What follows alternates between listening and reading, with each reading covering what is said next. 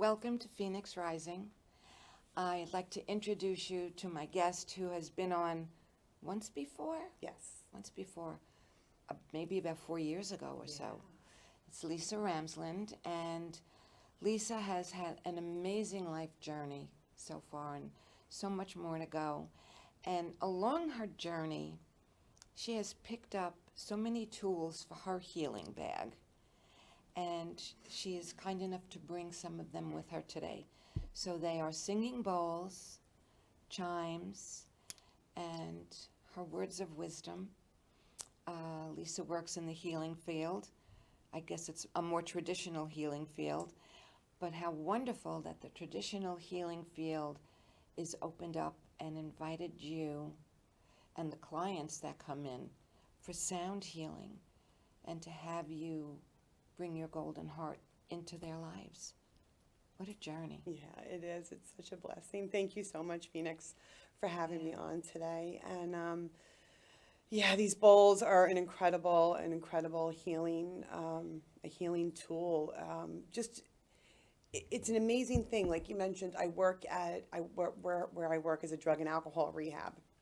So again, very traditional treatment, and they've been there for a very long time. And over the years, they implemented guided meditation and acupuncture and using different things because these holistic practices really help in aiding the treatment for drug and alcohol rehabilitation. And it's the original way of healing. Aside from plants and herbs that grow naturally, sound is the original healer. Yeah, and the wild thing about how this even came to be, a friend and I were just talking about this, and I've worked there for almost 10 years, no, a little over 10 years now. And a few years into it, a friend had introduced these singing bowls to me, and I just immediately fell in love with them. And bringing them to work and sharing them with the staff, one afternoon, we were playing the singing bowl out in the hallway. And there was a particular client who had a very difficult time relaxing and calming down and just was a million miles a minute. And the fascinating thing is while we were playing the bowl, this particular woman walked over and was completely still and quiet and was staring at the bowl and was like mesmerized. And I thought to myself, wait a second, if this bowl in just this moment could calm this individual down the way that I was seeing. And from a distance it down lured the hall. her in. Yeah. And right in that moment is when I thought, okay, maybe there's something to this. Maybe somehow this could help my clients in another way, helping them heal during treatment. So it was something that I brought up. I thought maybe we could have like a class utilizing the Tibetan singing bowls. So when I first brought it up, it was met with a bit of dismay, and they kind of And funny looks like, yeah, oh my like God, yeah. here we go. And so, but being realizing how much it helped me in my own journey. And this moment was so profound because knowing this individual the way that I did and seeing the way she responded, I knew there was something to this. So I didn't give up. I kept bringing it up, and a very long story short, they finally agreed to let us do the singing bowl class. Okay. So it started off, and it evolved, it changed, but right away, people gravitated towards it. People liked it. I feel like it was just something that was different, and it resonated with people. And I don't even think people knew exactly why they were drawn to it. But it was an incredible thing to start to see how, again, people who had trouble relaxing, somebody who couldn't stay still long enough to get their blood pressure checked in the medical office was now laying down in this environment with me at total peace and total relaxation. And their breath slowed down and got deeper. Oh, it was an incredible thing. So as it evolved, it turned into really creating like this little sanctuary at the rehab. We have a little thing they call it the outside conference room where we started doing the bowl class there, and just making the whole place, like decorating the room with tapestries and battery operated candles and scent diffusers. So when the clients came in, it was right away. It was like you felt like you were somewhere else. and you would lay down on yoga mats, and we would go around the room. I would take you through this guided chakra meditation while I played the singing bowls, then go around the room with this large singing bowl. And that was probably where some really significant things started to happen, and played this bowl on people for just a minute or two. So after the meditation is over and everyone's laying relaxed, I would silently kind of crawl around the room with this singing bowl and place it on people. And I would put it on like your solar plexus or your lower back. And it was incredible, just incredible, the response that people would have. When the class was over, then we would discuss it a little bit for a few minutes. And it was amazing just to see how people reacted, and then to hear the experiences that they had during the meditation.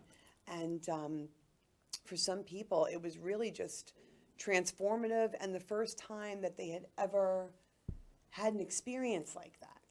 And yeah, really just, it's so, and it, like I said, it evolved, and it's turned into just a real part of the facility, something that when people do return, as sometimes people do, they look for it.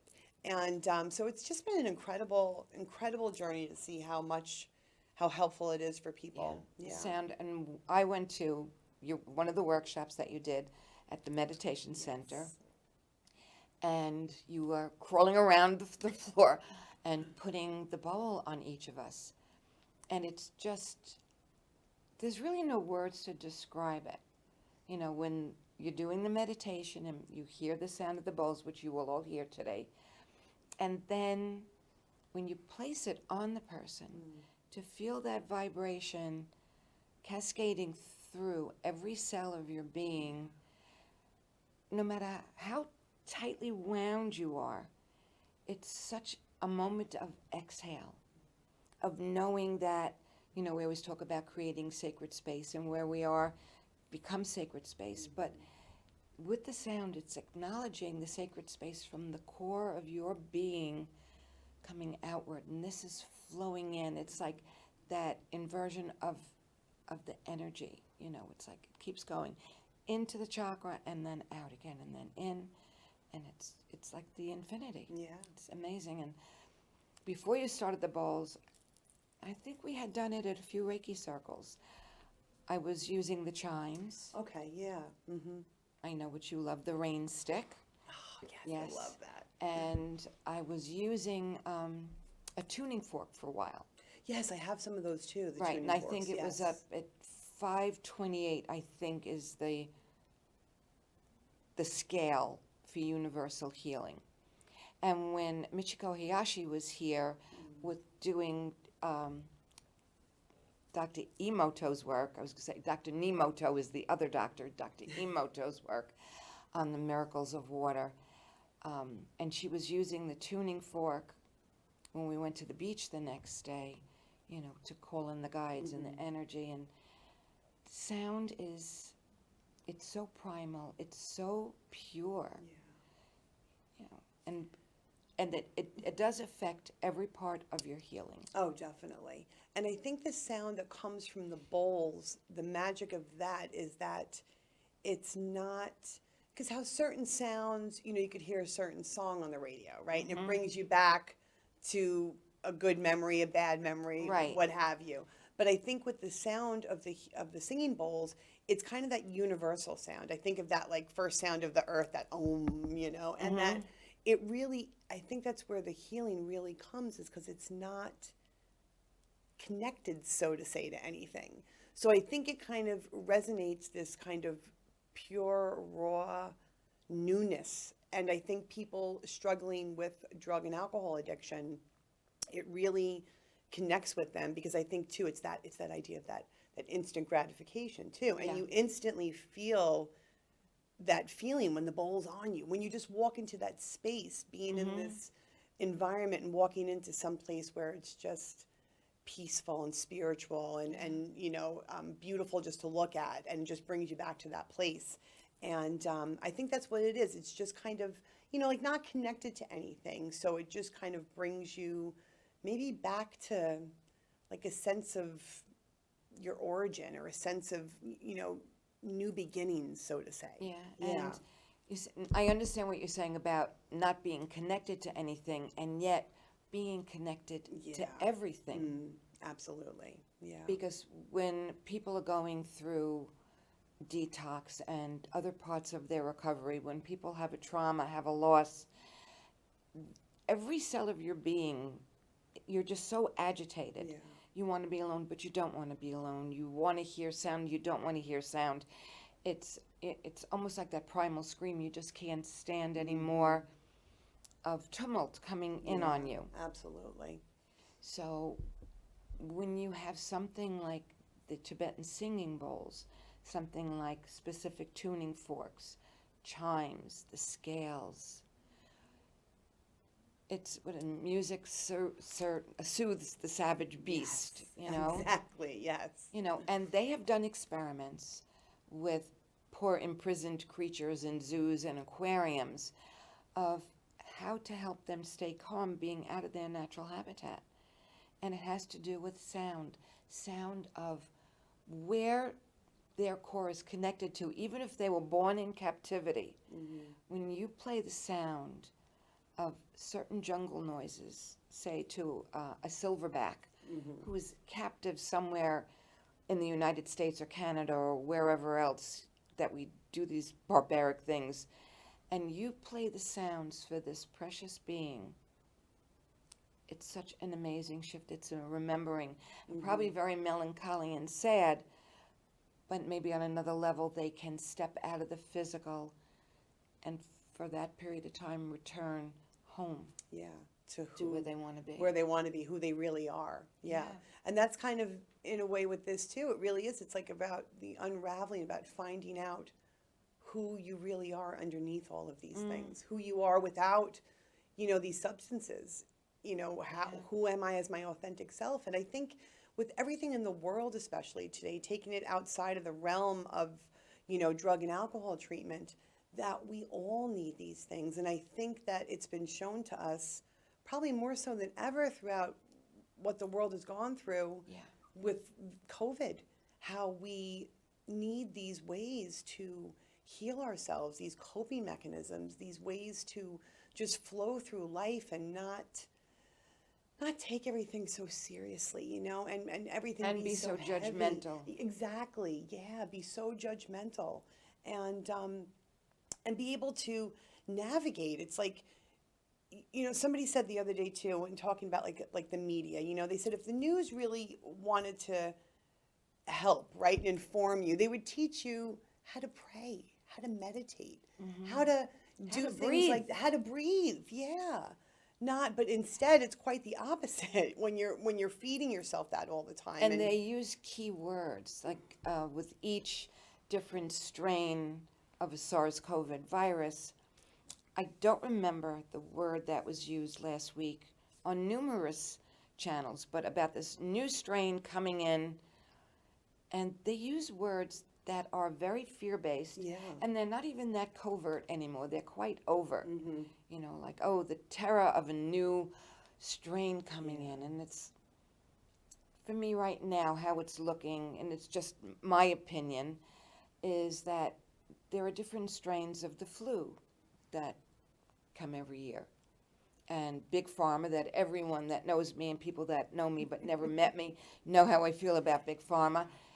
And having been in the traditional medical field, I was in it for over 30 years, and to know that the flu vaccines, vaccines loosely, are created 4 to 5 years in a lab before that strain of virus comes out into the population. So I believe they're scientists. I don't believe they're psychics and intuitives, but they are creating something, maybe in the hopes of that it will cover all strains or whatever. But to me, it's all about the money, and the sound is not about the money. Reiki is not about the money. It's passing messages to each other is not about the money. Do we all need to support each other in this type of physical thing? Yes, definitely. Should we be paid for our services? Yes, definitely. Do we end up giving away our services many times? Yes, definitely. And it's a balance. It's like how the sound is a balance. when you walk into a room, the sound of the room, of the octaves of people speaking. And the energy, like what The we were speaking energy. about before we started, that energy that you can feel. And what do you, so say you walk into this room or into the LTV and there are a few people here, a few people here, a few people here. And I do believe that not just the energy and the energy lines and connections will have you attracted to someone or some group, but it's also the level and the sound of the speech. You know, and it's, are you more attracted to the higher octaves, falsetto voices, or the more deep baritone, earthy sounds? For me, it's the lower ones, like Barry White voices all day long. I could definitely do that.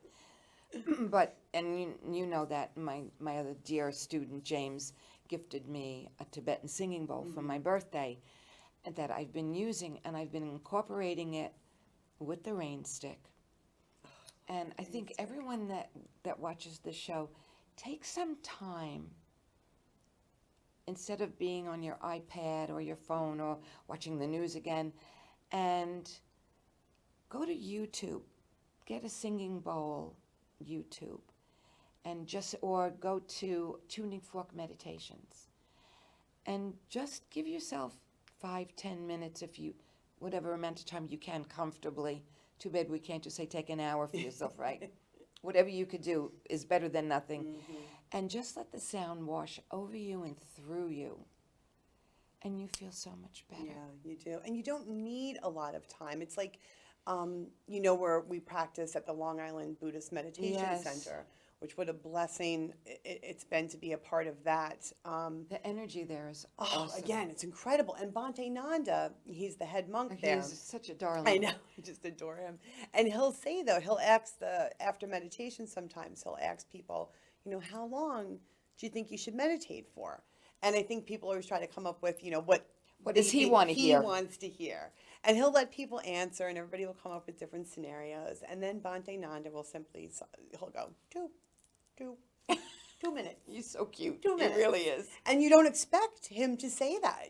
But so that's the thing, because a lot of us think like, oh, I can't meditate. You know, that's for other people, you know, or I can't, you know. That's for somebody so higher evolved and whatever. And here's the highest evolved. You know, Bhante Nanda was ordained a monk when he was 9 years old. Yeah. He's an incredible, incredible spiritual being. And he's saying 2 minutes.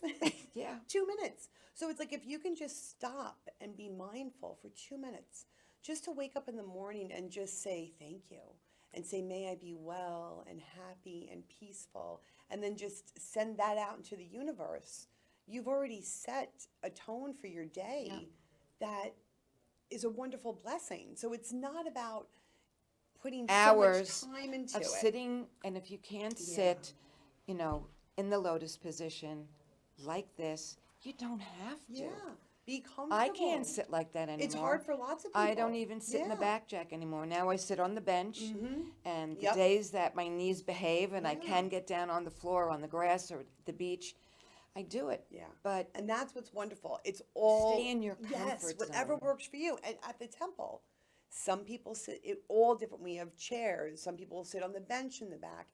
Everybody's different. And Bhante Nanda's whole thing is just be there. Just try it, you know, just be open to inviting these healing modalities into your life, because the thing is that they work. You know, I have no idea how all the years ago, the way that I used to live my life and the way that things are in now. tumult, in loud tumult. You know, and really seeking, and I think that's what we're all seeking for, is just peace and a sense of belonging, you know, and I think that sometimes it could manifest in so many different things, right? I could go down a road of struggling with alcohol and drugs where maybe what I'm just really looking for is peace and a sense of belonging. So what can I invite in that I'm going to find that, you know, in a healthy way? And look at how blessed your path has been. You had a really rough group of decades there. Really, really rough. And I posted something this morning about that I shared from this fella, John Worthington, on Facebook. This gentleman, who I've never met in person, posts the most beautiful sayings and photographs. He lives on this huge piece of property out in the Midwest. Deer live in his backyard. He has his friend the red squirrel. He has fox, and they come up close enough to him where he could put corn down or nuts down and things like that. And he realizes and acknowledges how blessed and humbled he is to be living here in this time where he could help spread gentleness, balance, and unconditional love. Yeah. So your path in this lifetime, wherever you were all those years ago, you couldn't even fathom the shimmering golden life that you have today. No, not in a million years. I never could have. What do they say? Men make plans and God laughs. Yeah, definitely. And yeah, it's just it's an incredible journey, this thing called life. It really, really Yeah. is. And I think that you know, through the suffering and the struggles we have is really where the blessings are. You know, that when I look back, and you know, especially when you're in difficult times, and sometimes we wonder, like, why is this happening, or where's the light at the end of the tunnel? You know, what is the reason for this? You know, you can't see it, and sometimes you can't see it for quite some time, you know, and then you can You're in look that back. hallway. That's what the friend Yeah. wrote this morning, because Yeah. I said something about I put John's post up, and it was one of those about one door closes, another opens. And I have this young man, who's a very sweet young man, like another son, is having a hard time right now. So I've been sending him things like this. And a friend of mine who moved to Texas, she's going through a difficult time. And she, okay, Fee, she said, one door closed, but I'm stuck in the hallway. And I wrote back, I said, are you stuck in the hallway? Really? Number one, have you turned it over? Because we met many, many years ago in Al-Anon, and it was let go and let God and turn it over. And it was until you really understood what these little phrases meant. Yeah. Sometimes many, many years went by. And I said, or maybe you're standing in the hallway by choice, deciding which door to open and when to open it. Being in the hallway is not a bad place. You're making a decision to not make a decision right now. Yeah. You know, when many of us went through so much of our lives thinking we had to make a decision right now. Someone said to you, can you teach this class? Can you be here, Lisa? Can you bring your bowls and do this? And whatever it was like, yes, even though you had so much on your plate already, and then you stress out and you frazzle yourself. Yeah, and you do that to yourself. No one else does. No. No outside force, no life situation. No is a whole sentence. Yeah. I'm making Yes. a decision not to make a decision right now. Yeah. I'll get back to you. And you don't have to say sorry in front of it or behind it. Yeah. And that's huge. And like my daughter who's 18, I try I to tell can't her get these over things she's 18 now. because I think, like, I want you to, you know, learn how to say no now. Learn how to set a boundary now at 18. Because if you do these things now, you're going to have a much more fulfilling life and better relationships and better situations in your life are going to evolve just from being able to be true to yourself. Know your own boundaries. And like you said, say no, being able to say no. See that she is, Yeah.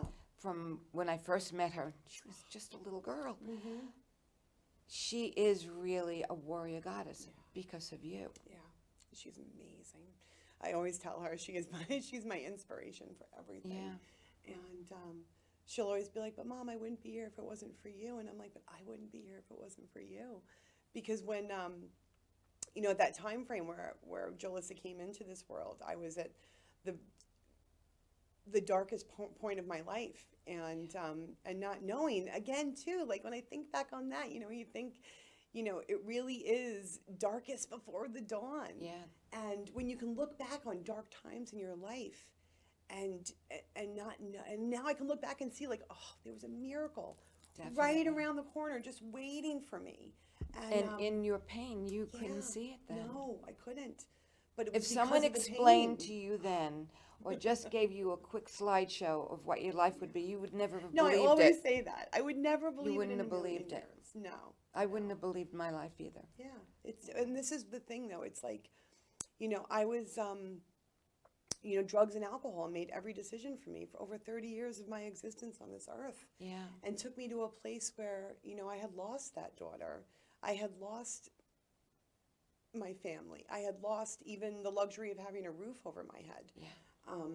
And in that loss, though, not knowing the greatest blessing was in that place that I was in, because I didn't know that miracle was right around the corner. Yeah.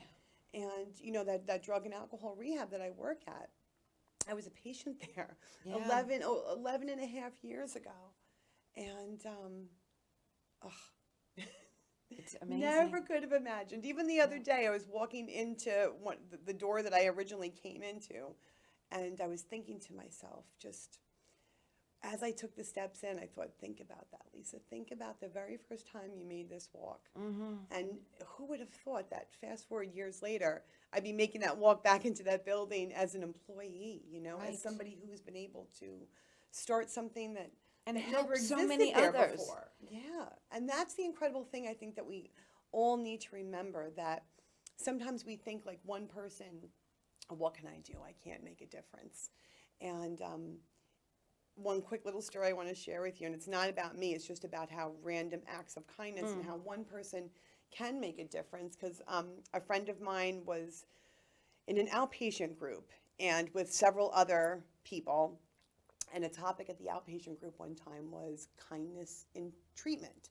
So the counselor was asking everybody in the class about kindness they experienced when they were at an inpatient facility for drugs and alcohol. Okay. So everybody started sharing stories. And lo and behold, came to find out that everybody's story in the class about the random act of kindness was something that I had done.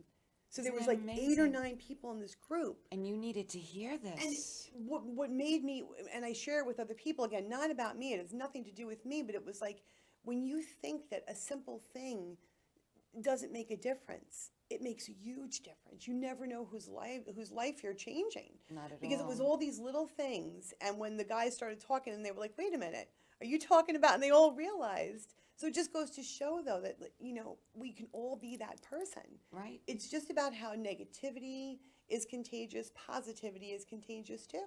It all is. It's like just- little yeah. pieces of magnet in the air. Oh, it's so true. Remember when we would do the Reiki circle at Green Earth, when we had that space, and it was different. Everybody, you were able to touch people more and things like that, doing the healing. But I guess I'm a frustrated teacher. I would love to give homework. And every once in a while I would say to everyone, all right, you have homework until next week. You have to do random acts of kindness anonymously. That's the part too, anonymous. And it was just so funny because everyone would come back the next week, and sometimes I remembered to ask, sometimes I didn't. But so how did you feel when you did it? No explanation, but there were people that had to talk about their random act of kindness, which ended up definitely not being anonymous at all, not when they did it. And it was something that they still needed. And that doesn't make it good, bad, or anything. It's Yeah. kind of indifferent, it's neutral. But, okay, so when do you get to the point that you could just say to somebody in the supermarket, what a beautiful sweater, or just smile at them and say, I love the color of your hair, or to a gentleman, say, excuse me, handsome, someone that's walking all bent over with a cane, can I help you? These things mean the world to someone. Yeah. And as you're saying those things too, I think of Jolissa, my daughter, because and all the time when she was little, she would always be that person at the store. Yeah. She'd just be like, oh, I love your shoes. They look, and that's the thing, like, have the heart of a child, right? Yes. Because if we continue that on as we grow up, it's like, what a blessing. Because when someone says something nice to you, It makes you could feel change everything. Yes. Yeah. So we need to continue that, keep that childlike heart. And if you see something good, say it. Because Yes. you could There be was- changing someone's whole life. A few years ago, I was in one of the local grocery stores, and when I was leaving, there was a woman at the courtesy counter, and I think she was changing in coins for bills or whatever it was that the machine wasn't taking, and she had no shoes on. And I'm thinking, what could I do? I can't help her right now. You know, it was just not an approachable situation. But from seeing that, I now travel with a shawl in my car, a pair of flip-flops, and a pair of shoes. That if I ever am in that situation again, I can offer it. The person would have, of course, could say no thank you or get away from me, but that it's there. Yeah. Because it would never cross my mind that someone would have to go to the grocery store without shoes on. Yeah, I know. It's things that you don't think And of. not because I really don't believe she had a choice. I believe she had no shoes. Yeah. You know, that's why I give, when I go through the closet and you do your cleaning and get rid of the shoes you don't want to wear anymore and the clothes that you've had in the closet for 10 years. And I don't give them to the Salvation Army because they sell it. I bring it usually to Steve at Green Earth, or I give to my friend Diane to bring up to the soup kitchen. Because though that way goods could be given to people and they don't have the money. Yeah.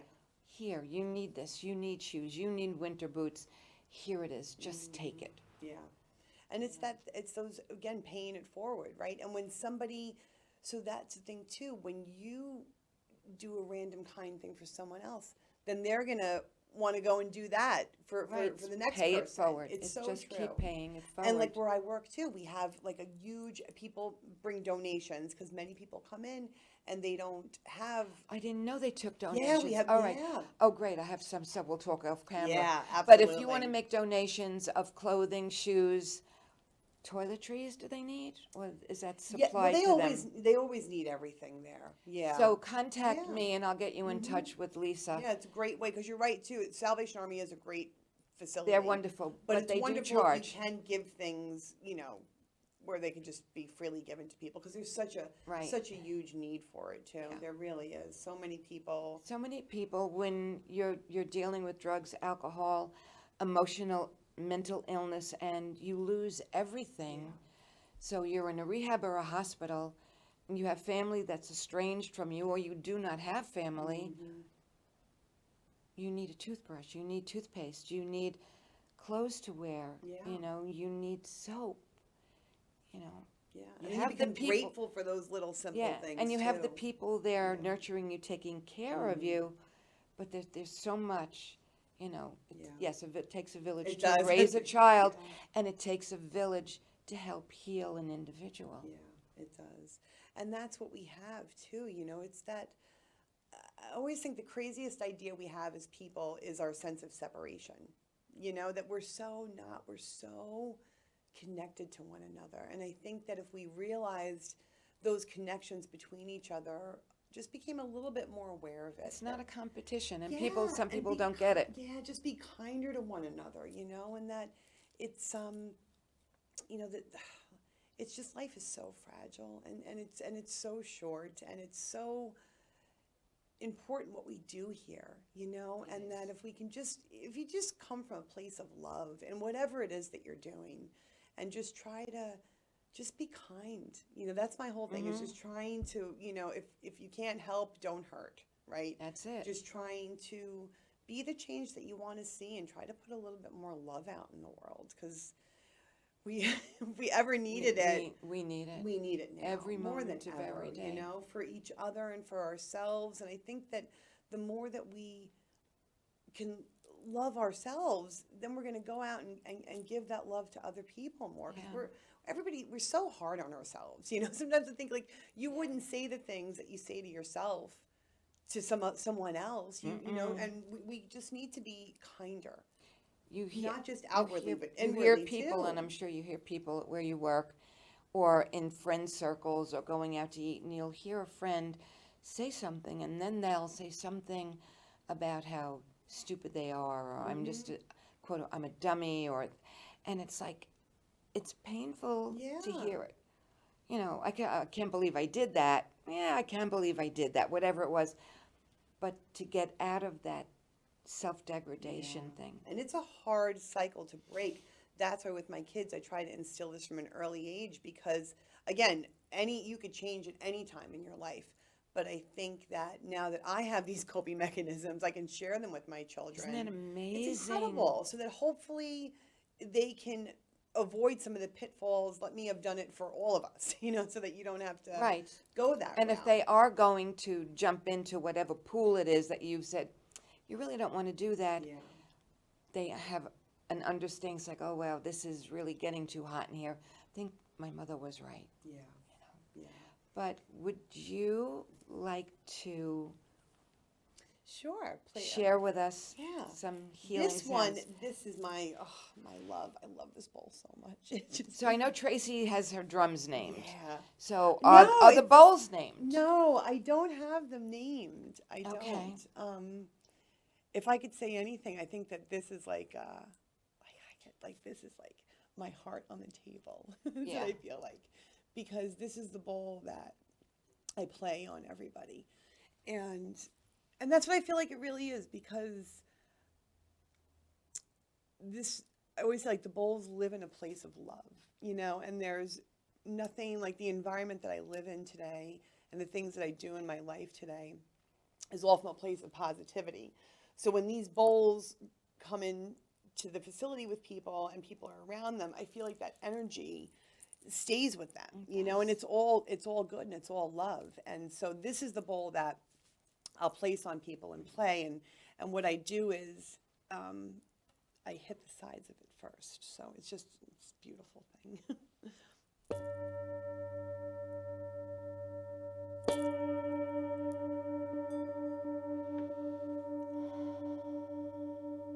If you put your hand right there, you can feel it. Oh, yeah.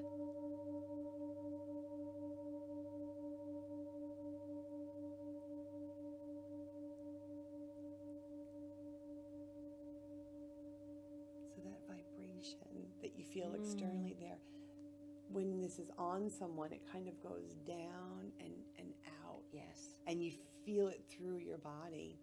I worked with a client a few weeks ago with my bowl on her, and she had to lie there for about 20 minutes afterwards. Yeah. Because it was during a cord cutting, and we used sound to help cut these cords. And she said it was she said, I just feel it. She really had to just lay there, relax, then sit up, drink some water. Yeah. Because it was such an amazing, beautiful healing and clearing. Yeah. Yeah, it really is. I think that there's, And you still hear it. I know, you can still hear that. There's so much power in these bowls. On a side note, I had somebody one time who, again, constipation can be a big problem with detoxing, and Yeah. was just struggling terribly. And it was the funniest thing because Put it I'm on like, their oh, look, belly." another amazing thing we didn't know until the next day. But after the bowl session, the next morning, she came telling me, and I was like, oh my That God. was funny. She was like, Lisa, the bowl didn't even help bowl's with it. that. Better But than- again, it's that, and it's just that. So you think about it breaks things up, like, how do you get rid of kidney stones, right? You use like sound. So you're actually healing something in someone's body with that. So, I mean, how much power There's is a there? book about shape shifting that I read many years ago that my son David gave to me. And sound was used by the shaman in the Amazon rainforest. Yeah. All sound for shape shifting. So would you do like 2 or 3 minutes of sound? Sure. But I'm going to ask everyone, and if you want them to do something different, you just get yourself comfortable, either sitting or lying down. Keep your hands open. Keep your feet, if you can, flat on the ground. And just take a nice deep breath in. Close your eyes and let Lisa and these beautiful Tibetan singing bowls give you exactly what you need. It's all yours, love.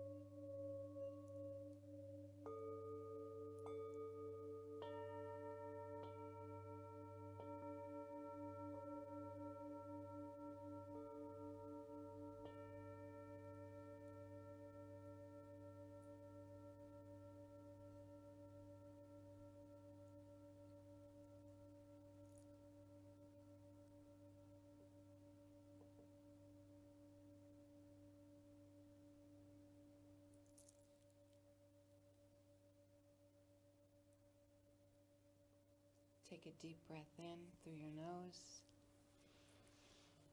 Exhale from your mouth. And I don't think the microphones could pick it up, but it's still, the sound is still hanging in the air. So just for that minute, it's like everything was suspended in this gentle cushion. It's pretty powerful. So everything in the studio now, it was beautiful and wonderful before, but now it's even reached a deeper level of sacred, just precious. It's like a hug around you. I think it feels like feels that like a too. hug. Yeah. And I think, when we first were talking, and I was saying how when I first came up with this idea, how it was kind of, snarked at a bit. Yeah. And isn't it funny, though, that we would be, so dismissive of something like this, something that's ancient, that is healing beyond anything that we could even understand today. But yet, we have no problem. Like you watch some of these commercials, for different medications and the side effects, And the side we heard effect one is yesterday. bleeding and death. My son said, he goes, Mom, the first side effect is death. I'm like, so perhaps the original problem that you're dealing with could be best served in finding another solution. Yeah, you want to take a look at that? Yeah, but that we will take without a question, you know? What's in that? Doesn't matter. Doesn't matter. My doctor prescribed it for me. But yet, we won't go to a Reiki circle.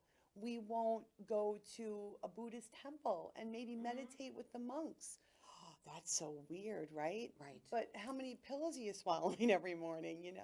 So it's like, think about it. Like, we do that, and it's totally normal. But Because but it's taking it's some it's time- big business. Exactly. Very yeah. big business. Which becomes acceptable, right? Which is why Sure. things like this aren't so readily available. When I worked for this Yeah. wonderful doctor out here, but I'll leave his name out of this, and he knew that I participate and I teach Reiki, and it's part of who I am. I feel very blessed about it. And ear candling. And he said to me, "You're not going to do any of that here, are you?" So I didn't want to burst his bubble and tell him every time I touch a patient, I'm doing Reiki. I can't, and I don't turn it. You can't turn it off. And that's why many of the other doctors would come into my office during the day and say, "You have a few minutes to do that thing that you do," which was hysterical. But with the ear candling, I said to him, "That's older than anything that we do in traditional medicine." Exactly, that's what I mean, yeah. And speaking of ear candling, several years ago, dear friends of my mom, she was, oh gosh, I can't recall her name. She's a lovely lady. She did ear candling on my oldest son, Christopher. Yeah. He was only about maybe 7 or 8 at the time. And he had woken up, we had been sleeping over my mom's house, and he had woke up with his ear hurting. Yeah. We went there the next morning, and instead of like going to the walk-in center or trying to get to the doctor's appointment, get on antibiotics, we went to see her, and she let CJ pick out vegetables. They made a little juice thing together. Okay. And he drank it, and then we went in the living room. She did ear candling on him. Mm-hmm. He was better. He was fine. He was the pain was gone. it came, what was in his ear came out. It's what comes out is naturally. amazing. It is, yeah. No, amazing. it's a hollow candle. It looks Yeah. like the center of the cotton candy tube, and it's made from high grade linen or high grade cotton. It's the circle, the square, or the rectangles dipped into a vat of beeswax or paraffin. The ones I use have lavender in them and other herbs, and it's wrapped around a dowel, like in a spiral fashion, dried. So when the thin part of the candle is in your ear and the other part's lit on fire, the smoke travels down, has nowhere to escape because it's moving through all the sinuses, so it goes back up the candle, evaporating all that excess fluid in the ear. The warmth of the smoke softens the debris and the excess wax and brings that up. So when I show people, because usually you're on the massage table in front of me, and I'll show them a mirror after I just do one side. And it's like, you can't believe it, because you'll see the puffiness, like this cheek will be all the way up, like to this part of the nostril. And you just did this ear, and this one's flat from it all being Amazing. evaporated. Yeah, you don't realize how much. And the longer the fluid, when I worked for a certain doctor, it's called glue ear in kids, because the longer you allow the fluid to sit in the ear canal and in the sinuses, it grows bacteria. You know, and then it's thicker to get out. It's Yeah. harder for the doctor to get out. And as no kid's going to want to sit in the doctor's chair, hear this horrible suction noise in the ear. It's not no. the worst thing in the world, but it's not fun. It's Yeah. definitely not fun. Yeah, So ear all candling these- is incredible. All these ancient things, they're not new age. They Yeah. are old age. They are gifts of remembering and healing from our ancestors. And such an important thing to utilize and to carry on. Yeah. You know, to carry these traditions on, because I think we're in a time in the world where these things are, I get this sense of this fragileness about them, and that they have to be preserved, and we have to share them with one another, because the way that the world is changing, you know, you don't want any of these things to get lost. And there are And people that would like them to get They lost would, because yeah. it doesn't And- serve their pocket Yeah, and or their ego. exactly. And this serves us as ways of healing, you know, and getting well. And it's so important to continue to seek these practices and share them with people. So, you know, yeah. So they don't disappear, because it's amazing how these things really, really do help. Yeah. And in a real, true, long-lasting way. Like, you would use the word cumulative, and I don't think I really even knew what that meant until I met you about with the Reiki. Oh, okay, so the more I do this, the more it's going to benefit me. So so anything like this, any of these healing practices, I don't want to just do it one time and stop. I want to continue, because even sometimes people might try it once and say, oh, well, that really wasn't for me. Or, you know, I'm like, I always use the analogy too to people. I'll be like, did you ever go out to a restaurant and have a bad meal? And people are like, oh, yeah, of course. I said, so would you never go to another restaurant again? That's it. I'm done with restaurants. No, of course you wouldn't. Try again. You And try suddenly again. you even So try something that one different. again. That restaurant might have had a bad day. Exactly. They might have been short-staffed. Maybe the chef was out, you know. And if you try it again, it might become your favorite place to be. So just not closing our mind to anything, you know, and just staying open. That's what I always tell people. Just be open. People leaving treatment, just be open to new ways of healing. And take I can't and try out of your vocabulary. Yeah, when people will be like, oh, Lisa, I'm trying, I'll remind them, you're not trying, though. You're actually doing it. You're doing it right now. And try is a really good way to get out of doing things. Yeah.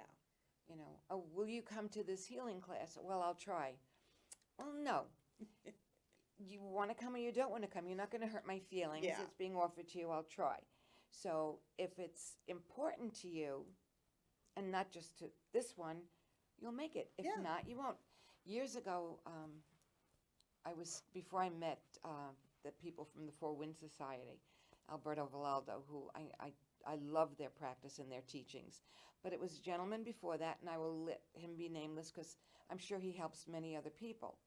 And he was doing, I think it was a 5-day workshop up at Krippala. And I love Krippala. I haven't been there in a very long time. But I've done drumming workshops there, healing workshops, Ram Dass was there one of the last times I was there. Amazing. But I took this shaman's workshop, and part of it was very, very physical. And at the last day, there was one day he had like 2 or 3 people that were, I guess, his regular students in this seminar, and they were playing djembes. And I always travel with my djembe. It was in my room. So I said, "Oh, can I drum with you?" And the fellow said to me, "Oh, no, he doesn't let anyone drum unless he has okayed them." Like, really? All right, I'm not, I don't want to showcase. I just want to follow along in your rhythm. No, no, he won't let you. And he said, "No, I didn't teach you this rhythm." I'm like, okay, whatever, that's you. So that was like a little bit odd. And then the last day, Kripalu has an apple orchard. It's gorgeous, and it's up this really big hill. To me, it's like a small mountain.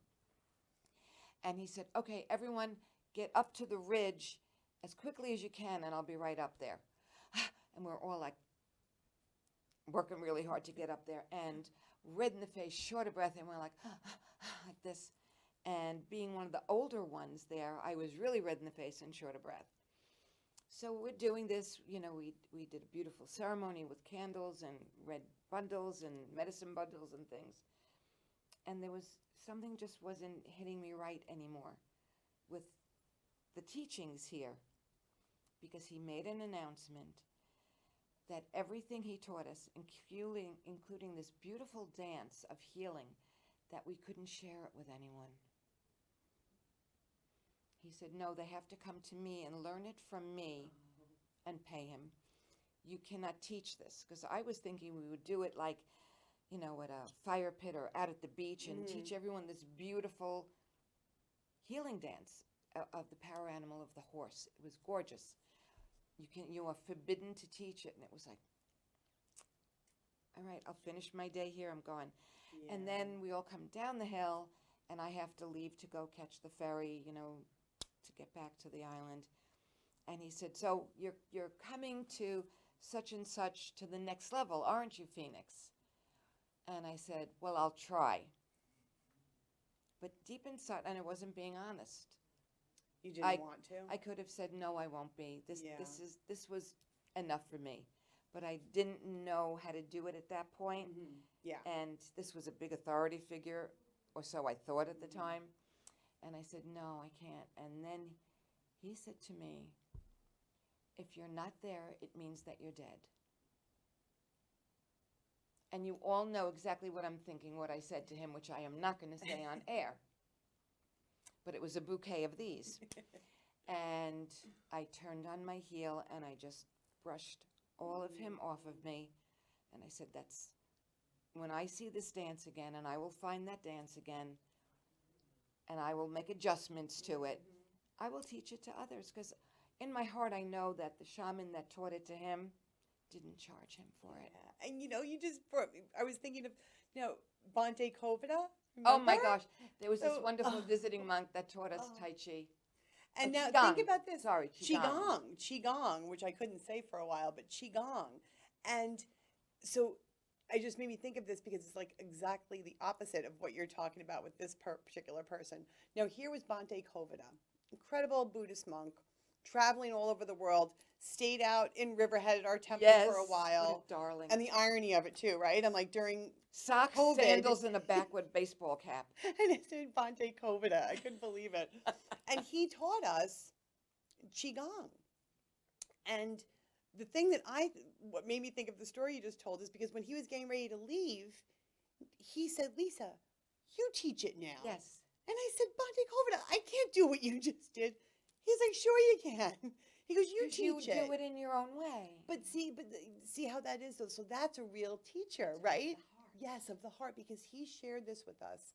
And it was so incredible. And now this is another thing that you would find to be strange, but remember we were outside behind the temple doing it. We went to the cemetery to honor the people who had passed there and did back in the cemetery, did the Tai Chi, did the Qigong there. And just thought what a remarkable thing, what a testimony it is to Bhante Kovada that he is such a tremendous teacher that he would pass it on and tell you just take it and go teach it to someone else, you know? So it just made me think that, And I'm so yeah, glad you got the time because to tell that's that. really what That's it's what about. it's all about. Yes. And we have about a minute left. See? It went like that. It did. So I want to thank everyone for watching and supporting the show. And if you know of someone that you feel would be a really good guest or you'd like to be a guest, contact me. The office is 631-591-2056. Thank you so much. Would you take us out with some beautiful sounds? Everyone have a beautiful, blessed everything.